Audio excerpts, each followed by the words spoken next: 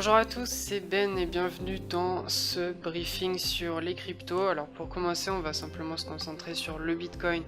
et l'Ether. Donc on va commencer avec le Bitcoin, on va faire une analyse en journalier et en hebdomadaire. Donc on va commencer par l'hebdomadaire pour prendre du recul. Et on remarque donc qu'en hebdomadaire, on a toujours ce biseau baissier. Donc on est sur une compression qui est légèrement baissière, c'est-à-dire on tire toujours un peu plus vers le bas, avec quand même ces derniers temps un petit support sur les niveaux des 6000 $ qui se maintient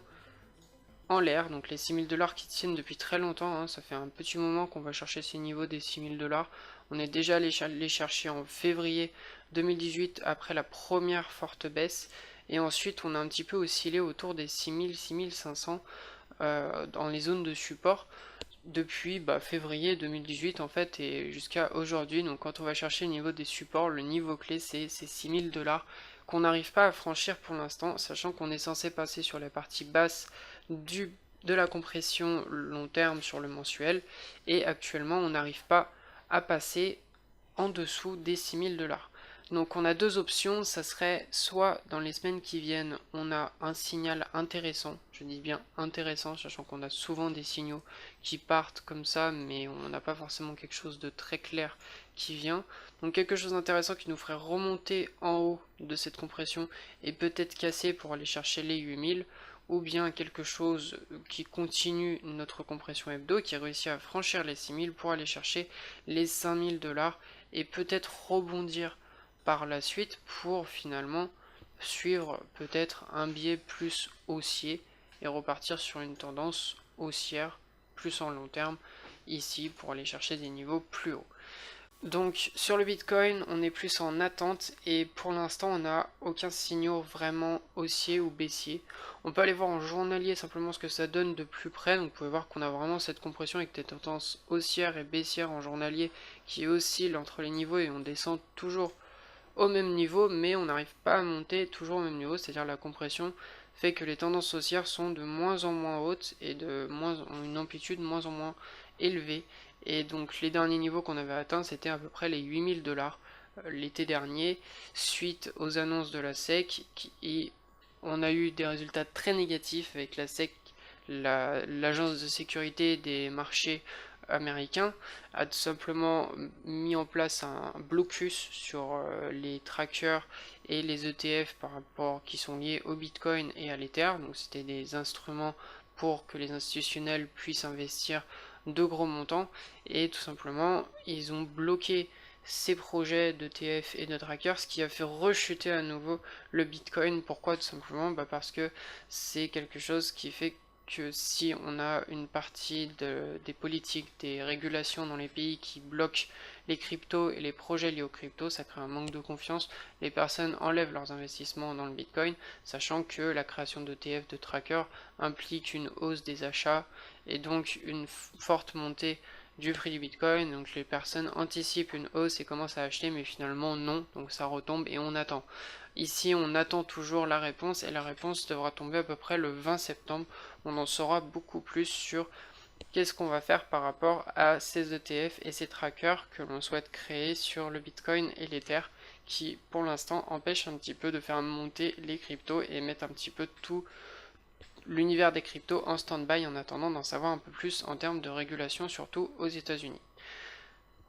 Donc pour le Bitcoin, quand on regarde en journalier actuellement, on est reparti un petit peu à la hausse, mais vous voyez que c'est très compliqué, ça a beaucoup de mal à repartir vraiment à la hausse et à passer les 6500 $. Donc pour l'instant, ce n'est pas forcément une tendance très intéressante, et la résistance est quand même très proche à seulement 7000 $. Donc investir à ces niveaux-là avec un stop sous les 6000 $ serait totalement un ratio théorique, un objectif théorique qui est pas intéressant en termes de risque, sachant que vous allez risquer un ratio de 1 pour 1, et c'est pas forcément très intéressant en termes de risque de risquer 1 pour 1 avec les taux de réussite et la gestion de vos positions.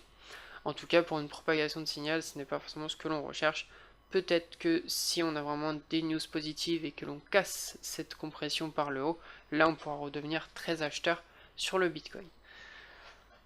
On va terminer avec l'Ether. Alors l'Ether qui a subi de très fortes baisses. Alors ces fortes baisses sont tout simplement dues à un manque de confiance de Vitalik, donc le fondateur de l'Ether, qui a tout simplement annoncé dans une annonce sur Bloomberg que les cryptos avaient sûrement atteint des niveaux, des seuils maximum de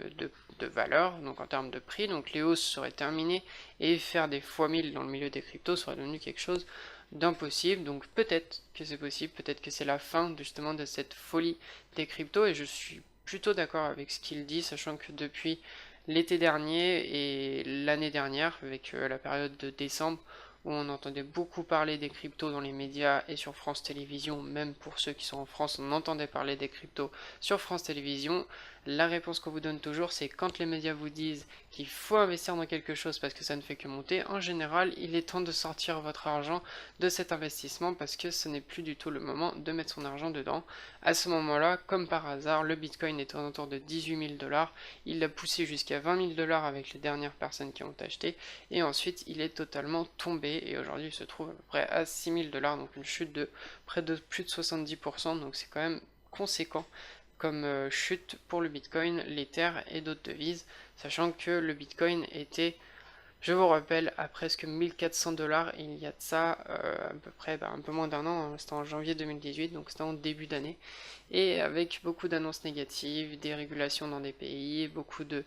mise en blocage, beaucoup de blocages en fait sur les exchanges, des problèmes avec Visa, et beaucoup de soucis sur les marchés ont fait que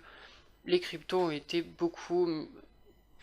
les cryptos ont beaucoup baissé sur l'année 2018. Ça ne signifie pas que c'est la fin des cryptos et que ce marché n'est pas intéressant. Aujourd'hui, on n'est pas en train de chercher quelle crypto va faire x1000 sur le marché, mais plutôt quelle crypto va survivre à la suite de cette folie des cryptos et de toutes ces ICO qui sont sorties et toutes ces nouvelles technologies qui sont arrivées dans le marché, laquelle sera la plus intéressante et laquelle va perpétuer dans le temps. Savoir qu'aujourd'hui, Ether, Bitcoin,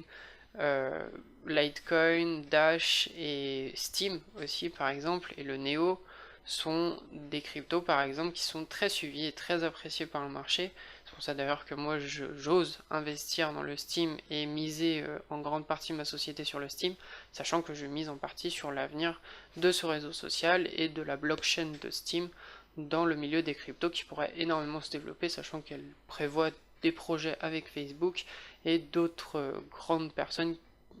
sociétés qui souhaitent monétiser leurs articles et leurs sites web. Donc il y a vraiment toujours des projets intéressants à développer avec ces nouvelles technologies qui sont apparues depuis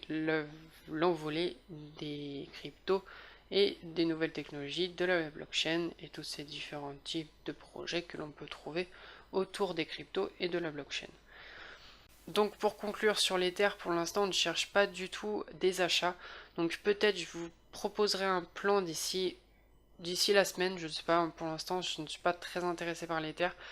Les corrections qui ont eu lieu, c'est juste des petits rebonds, mais les tendances restent quand même très baissières. Donc je ne veux pas vous orienter à l'achat vers quelque chose qui n'est pas forcément très haussier. Et à la baisse, ce n'est pas forcément mon intérêt de vendre l'Ether ou le Bitcoin. Ça n'a jamais été mon intérêt de vendre des actions ou des cryptos, sachant que l'achat, ça rapporte plus que la vente en termes de risque. Donc je préfère acheter ces paires de cryptos, l'Ether et le Bitcoin pour l'instant quand elles sont haussières. Pour ce qui est de la baisse, pour l'instant je ne sais pas où elle en est, si elle va être terminée ou pas, sachant que la baisse a été assez importante sur l'Ether. On verra si jamais on arrive à retourner, à repasser au-dessus des 300, peut-être qu'on aura un retournement justement de tendance hebdomadaire et on pourra envisager de reprendre des achats sur une vision un peu plus long terme sur l'Ether, sachant qu'il reste encore le niveau des 400 $ à passer, qui est quand même un niveau assez solide en hebdomadaire, sachant qu'on avait touché en avril et on a beaucoup reposé. On a créé un fort support au mois de juin 2018 sur les 400 $, donc il faut encore passer ces niveaux-là pour pouvoir envisager de retourner sur des plus hauts à 600 et 800 $ qui sont vraiment des niveaux plus médians sur les terres. À voir si la baisse va continuer, sachant que pour l'instant on est sur un marché qui cherche plus à se stabiliser et à être régulé pour pouvoir mieux s'implanter et mieux fonctionner dans les pays et par rapport à vous et aux citoyens du monde. On se laisse là-dessus, c'était Ben, je vous invite à me laisser un j'aime sur la vidéo si ça vous a plu, il y aura une vidéo chaque semaine avec des analyses et des plans.